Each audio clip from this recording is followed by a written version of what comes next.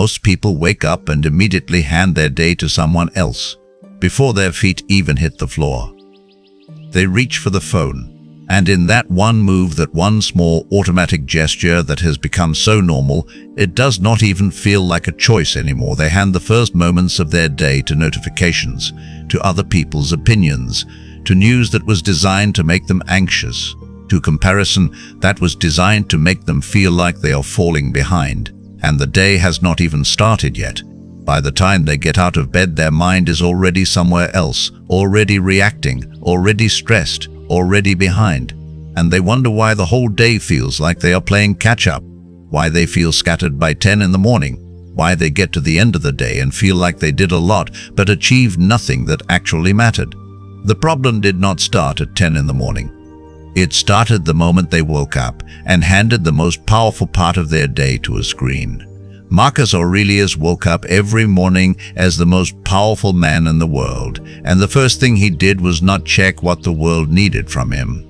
The first thing he did was check in with himself. Before the generals, before the senators, before the requests and the decisions and the weight of an empire that never stopped needing something from him. He sat with his own mind first, and in his private journal, in words that were never meant for anyone else to read, he wrote about exactly what that looked like. He wrote about resistance, about the pull toward comfort, about the mornings when everything in him wanted to stay in the warmth and avoid the day. And he wrote about why he got up anyway, not because he was superhuman, but because he had a practice. A deliberate, consistent, non-negotiable morning practice that set the foundation for everything else. And tonight or tomorrow morning when you wake up, you are going to have that practice too. Step 1. Do not touch your phone for the first 30 minutes. That is it. That is the whole instruction. And I already know what you are thinking. 30 minutes is too long. I need to check something. What if something important came through overnight? Nothing important came through overnight.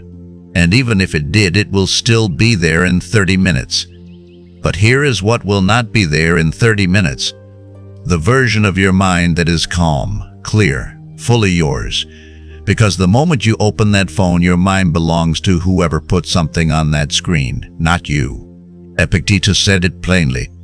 He said, the chief task in life is simply this, to identify and separate matters so that you can say clearly which are externals, not under your control, and which have to do with the choices you actually make. Your phone in those first 30 minutes is entirely externals. Other people's words, other people's lives, other people's urgency. None of it is yours. And feeding it to your mind before you have even had a chance to wake up properly is like opening a door and letting a crowd walk through your house before you have had a chance to decide who you actually want inside it. 30 minutes, phone face down. Give your mind back to yourself first. Step 2. Sit up, breathe. Say one true thing out loud, not an affirmation, not something you read in a self-help book that sounds good but means nothing to you personally. One true thing, something real, something grounded, something that actually belongs to your life. Maybe it is I am still here, and that is enough to start with. Maybe it is today is going to be hard and I am going to get through it anyway. Maybe it is simply I woke up, I have a day, what I do with it is mine. Marcus Aurelius did something like this every single morning. He reminded himself of reality before the day tried to distort it. He reminded himself that the day ahead would contain difficult people, frustrating situations, moments where things would not go the way he wanted, not to be pessimistic, but to be prepared. Because the person who has already acknowledged that the day will be hard is far less shaken when it actually is. And the person who wakes up expecting everything to be fine gets rattled by the first thing that is not. One true sentence, out loud if you can manage it. Before anything else. Step 3. Move your body before your mind has a chance to make excuses. This does not mean an hour in the gym. It does not mean a 5-mile run before sunrise. It means something physical, something that gets you out of your head and into your body. 5 minutes, 10 minutes. Stretching on the floor, a short walk, something that makes you breathe slightly harder than normal. The Stoics believed the body and the mind were not separate things. They believed that a disciplined body trained a disciplined mind. And the science, 2,000 years later, agrees with them completely. Movement in the morning changes the chemical state of your brain. It reduces the cortisol that woke up with you. It increases the clarity and focus that the rest of your morning depends on. But more than any of that, it is a signal. The moment you do something physically difficult in the first 10 minutes of your day, even something small, you have already told yourself something important.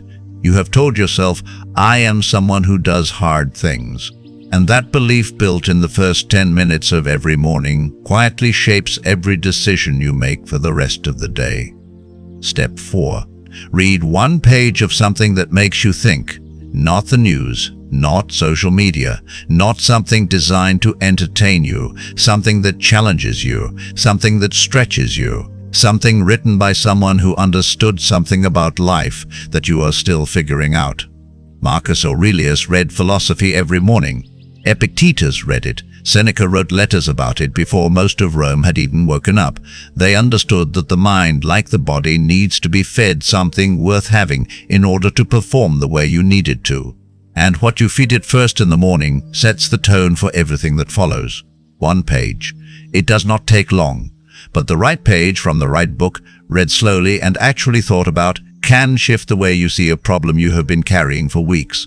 Can give you a sentence that stays with you all day, can remind you of something you already knew but had forgotten somewhere in the noise of ordinary life. One page, every morning, before the noise starts. Step 5. Write down the one thing that actually matters today, not your to-do list, not your schedule, not the 10 things you need to get through before tonight. The one thing. If today ended and you had only done one thing, what is the thing that would make you feel like the day was not wasted? Marcus Aurelius was running an empire. His list of things to do was longer than most people can imagine. And yet his journal comes back again and again to this idea of clarity of purpose. Knowing on any given day what the actual point of that day is. Because here is what happens when you do not decide what matters most before the day begins. Everything feels equally urgent. The email and the important decision, the small task and the significant one, the thing that moves your life forward and the thing that just fills the time. They all feel the same, and you spend the day busy and exhausted, and somehow at the end of it with nothing that actually mattered finished. One thing, write it down. And before you do anything else, before you check anything, before you respond to anything, before the world starts pulling at you, do that one thing first. Step 6. Remind yourself of what you are not going to do today. This one is different, and it is the one most morning routines completely miss. Marcus Aurelius did not just plan what he was going to do, he planned what he was going to refuse. He decided in advance, this is where I will not lose my patience today. This is the kind of comment I will not react to. This is the situation where I will pause instead of respond. He called this premeditatio malorum, the premeditation of obstacles, thinking in advance about where the day might try to pull you off course and deciding your response before you are standing inside the moment. Because here is the truth about self-control. It is almost impossible to build in the middle of a moment.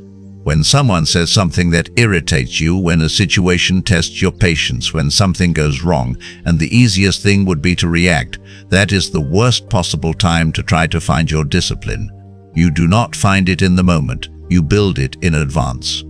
Before the moment arrives, before the morning becomes the afternoon, and the afternoon becomes the chaos, and the chaos becomes the thing that drains you. 30 seconds. Before you walk out the door, think about where today is most likely to test you, and decide right now before it happens who you are going to be when it does. Here is what this whole routine actually takes. 30 minutes, no phone for the first part, a few deep breaths, one true sentence, a short movement, one page of something worth reading, one priority, 30 seconds deciding what you will not let pull you under today, 30 minutes. That is what Marcus Aurelius built into every morning, not because he had extra time, but because he understood something that most people spend their entire lives missing. The way you start the day is the day, not metaphorically, literally. The mental state you walk into the first hour with, the clarity or the chaos, the intention or the reaction, sets the tone for everything that follows. You cannot have a focused afternoon after a scattered morning. You cannot make clear decisions at 2 in the afternoon if you handed your mind to your phone at 6 in the morning. You cannot show up as the person you want to be at the end of the day if you never decided who that person was at the beginning of it. If this is the reminder you needed today, share it with one person who needs a better morning than the one they have been having. New Stoic wisdom here every single week. And in the comments, tell me the first thing you reach for when you wake up. Be honest, because I think most of us already know the answer, and I think most of us already know it is time to change it.